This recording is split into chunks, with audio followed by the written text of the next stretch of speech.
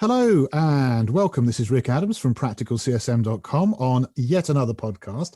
And this time I'm joined by Abby Hammer, who is the CCO or Chief Customer Officer at Churnzero. And today we're going to be discussing her company's recent CS leadership study. And they recently released the results from that. And it's quite interesting. So just to introduce Abby, Abby is a founding team member and the CCO, as I've said, at Churnzero. She's responsible for delivering the best customer experience throughout all points of the customer lifecycle. She drives product strategy and execution.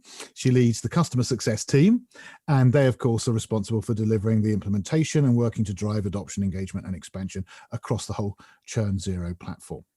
And if you're not clear who Churnzero are, Churnzero provides software solutions around the customer success management and around the customer experience space. US headquartered organization and fairly well known, I think, within the customer success industry. So, Abby, welcome. Thank you so much for having me. It's lovely to be here. Yeah, likewise. It just surprises me that we haven't talked before, really. It is, you know, our community is still relatively small. So I'm always excited when I get to connect with more people and, you know, geek out about CS with more people. So, well, it seemed like a really good opportunity where you've recently released this study. So I downloaded the study and I really enjoyed reading it. So I immediately thought, right, let's see if you'd be prepared to come in and talk, and you were. So thank you for that. And I guess, you know, a good starting point would be to ask you, well, what made you decide to do it? What made you decide to undertake this particular study around CS leadership? Yeah, you know, it's pretty simple. We wanted to shed light on the current status of customer success and its influence within the SaaS space. You know, CS is still relatively new in the grand scheme of things, so it's changing a lot. You know, we're going to talk about some of what we found in this survey, but when I think about the conversations I was having and the challenges that we were talking about 2 years ago, 3 years ago, 4 years ago, it's come a long way even in that very short time period. So we've decided that we want to undertake these sorts of surveys on a regular basis to really understand the top initiatives and the key issues that CS leaders are facing, because that helps move our space forward. You know, it helps us move our own products and solutions forward, and it gives us a great opportunity to, you know, really drive where the industry is headed. Yeah, so I saw that you'd reached out to, was it a little over 580 companies? Is that right? It was, yeah. So it was almost to 600. So we had a little south of 600 respondents, and we asked them about, you know, their goals and their processes and their technology and all that good jazz. You know, we did have, if I recall correctly, the majority of our customers are from, the majority of our respondents rather are from companies that have about 50 to 200 employees and about 5 to 10 mil in annual revenue. But we certainly had people on either side of that. So we felt like it was a really nice, you know, representative sample of the industry as it is right now. And location wise, was it mainly US or is it representative of the whole world, or what would you say? We did put it out to international respondents as well. It is heavier on the US side, but you know, outside of the US is also represented. But I think that also is representative where customer success is at anyway. A bit, you know, it's interesting. We see these little pockets of CS thought leadership developing in certain areas of the world, which is so fun, and sort of, you know, drawing the lines between those various areas. You know, so I think there are some areas of the world that are right in line with the US in terms of the development of our space. Yeah, I'm in Ireland, and I think that's one of them, right? Absolutely, I would agree. Yeah. Yeah, and so from our perspective, I would say that we are, customer wise, we're 60% North America, and in fact, actually 55% North America, 40% Europe, of which almost all of it is UK and Ireland, and then sort of 5% everywhere else. Yeah, that's there's a very strong contingency in the UK around customer success. It's very exciting. It's a cool time to be a part of that space. Definitely, yeah, most definitely. Okay, so how long did it take you to sort of to do this, and in terms of both, getting the responses and then doing the analysis and coming up with a report? How long did it take in total? Yeah, there were a couple of months of ideation around this. We'd been talking about doing this sort of survey with the partners that we did the survey with, ESG and Higher Logic. We all come at customer success from slightly different angles, but we're all really interested in the development of the space and understanding where it's going and helping it move forward. So we'd been planning this for a little while. The actual execution of the survey was fairly smooth. What I have found about the CS space is that it is a group of individuals that are hungry to talk to one another and learn from one another and share their own experiences in the hopes of someone else putting their hand in the air and saying, "Hey, me too," which is great. I've got the answer to that. Yeah, absolutely. Exactly. So, we were able to collect responses pretty efficiently, and because of the format in which we did it, it was decently easy to get, to get the feedback on that we're going to go through today and talk about the trends that we saw. It wasn't too onerous for people to respond. Absolutely. I think that's really important, because obviously otherwise, it's good to get the quality, but you need the quantity, you need a balance of the two, don't you? So. Absolutely. Right. You can mistake things as trends if you don't have enough voices in the room. Right. And obviously also, if you don't have enough data from those voices, you can also start to make mistakes. So it's that balance that needs to be done. So it seems like you've got a good results from it, though, from what I can see. So before we dive into the details, I was wondering if just overall, you must have, when you first started looking at the responses, you must have sort of gone through a certain amount of an experience there. So was there anything that really struck you initially about the overall responses? Maybe something that did surprise you or intrigued you or caught your immediate attention, would you say? Yeah, you and I were chatting about this a little bit before we pressed record, but I think one of the most interesting things for me is when I think about what I believe our results would have been on a survey like this 3 years ago, 4 years ago. I see such growth in our space. It's a very vague or generic thing to say, but I see such growth in our space, from everything from titles of the people leading our teams to, control over their own budget to where they sit in the org and, how they're seen as being part of decision-making processes and driving a lot of those processes. It just showed a beautiful evolution in a really short time period. So it makes me very excited, very enthusiastic for, what the next 2, 3, 4, 5 years are going to look like for customer success. Because I feel like we've got a real, momentum behind us, which is great. Yeah, no, that's great. So, I mean, they do say, don't they, that there's a week is a long time in politics, and perhaps, a week is also a long time in customer success. I think so. The rate at which we are accelerating, the rate at which the space is defining itself and challenging itself is very rapid.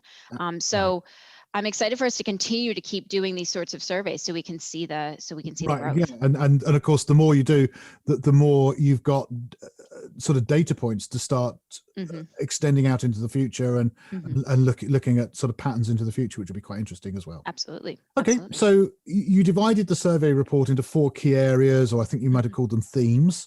So what were those areas and why did you choose them? Yeah, so we talked about, first was influence within the organization. Second was organizational alignment. Third was customer success operations in particular. And then 4, we focused on goals and aspirations. Okay. And we believe that those 4 categories really sort of represent the holistic understanding of where CS sits in the org, how they play in the org, what they're focused on, what they're tasked with.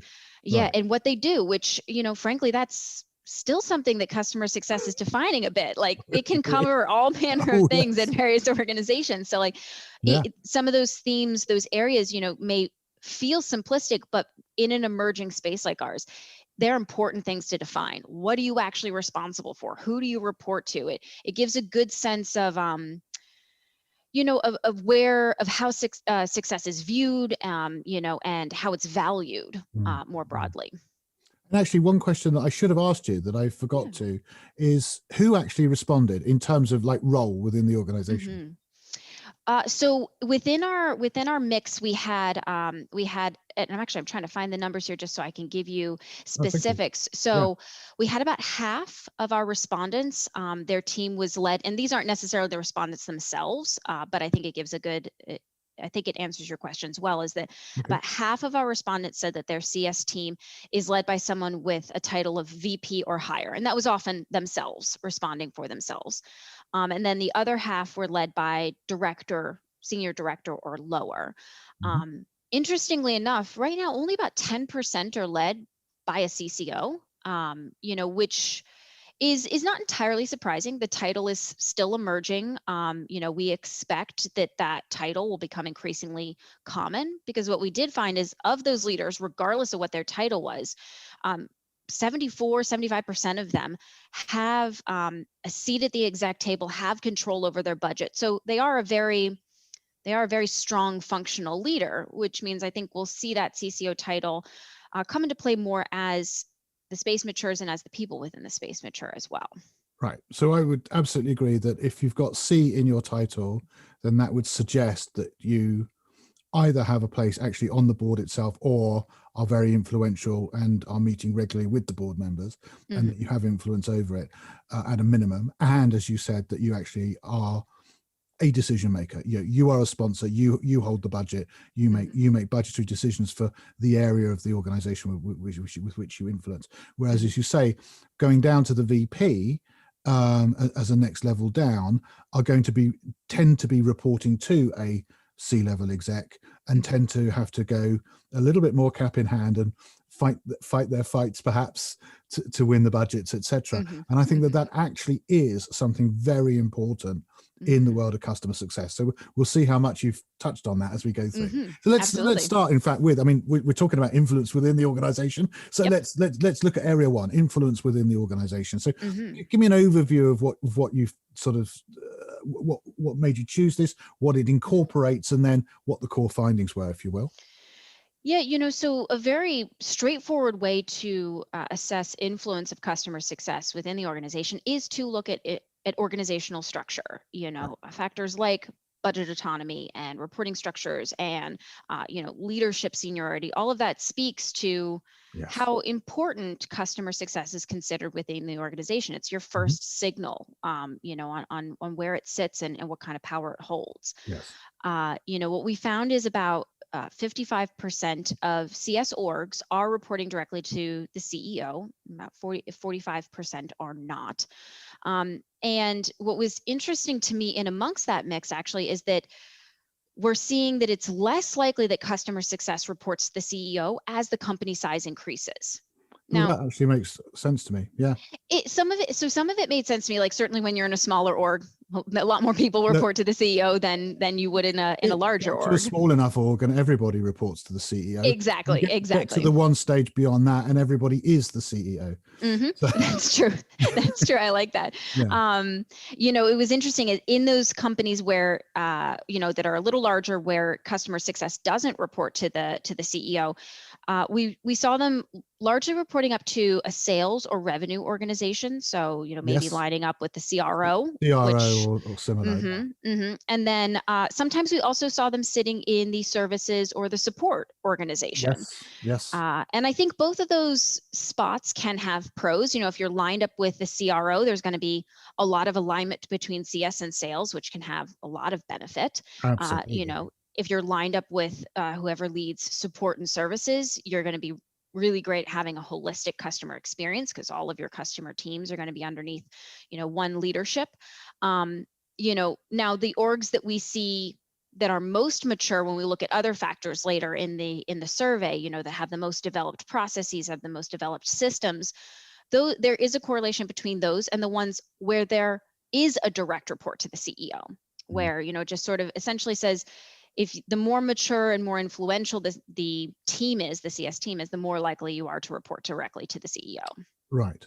And were you able to, and you're making a correlation there, is that an assumptive correlation? Are you making that as an assumption, or did you actually manage to capture how much influence somebody has as a separate thing to what is the reporting structure within your organization, which is one question, but how much actual real power and influence do you have is a sort of not necessarily the same thing, right? Not necessarily. I do think, in my experience, there is a lot of tie between Hmm. how sophisticated your processes are and how much you're able to spend on technology to support those processes and things like that, and also how much influence you have in the space, at your organization. So it is a bit assumptive in that case, but we were able to see that those groups that reported to the CEO were also more likely to have some more mature CS practices in place, Okay. and So more there were some patterns. Exactly. And so I see it as a Makes trend, sense. not as a direct necessary correlation, but or causation, I should say, but I Yeah. do see it as a trend. Right. So correlation is not the same as causation. You're absolutely right. But I would have been surprised if you'd reported something different to what you just said. That makes total sense to me as well.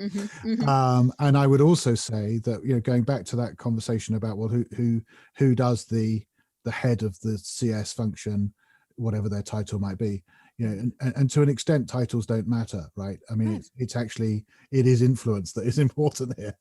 Absolutely. So I'm thinking here that somebody could report to a CRO who, for example, had been head of sales all their working career and did not particularly get or respect even maybe customer success as being anywhere near as important, compared to somebody else who had been brought in as a new CRO to manage both sales and customer success as equal peers within a function. And I would say that there's going to be quite a lot of difference between those two. I would agree. It's not something we were able to suss out in this No. particular survey, but I think you are hitting the nail on the head.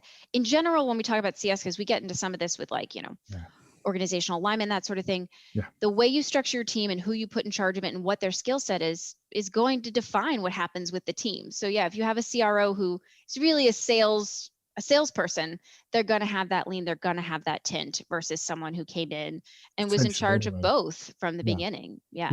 Or a bit, and some let's give them their credit. Some sales professionals have seen the light on the road to Damascus, and are completely switched on to the fact that selling doesn't begin or end anywhere particularly, and that customer success is part of that process, and every bit as important as what we might in old times call pre and post sales. And you could argue, does that even exist anymore, and so on. You could indeed.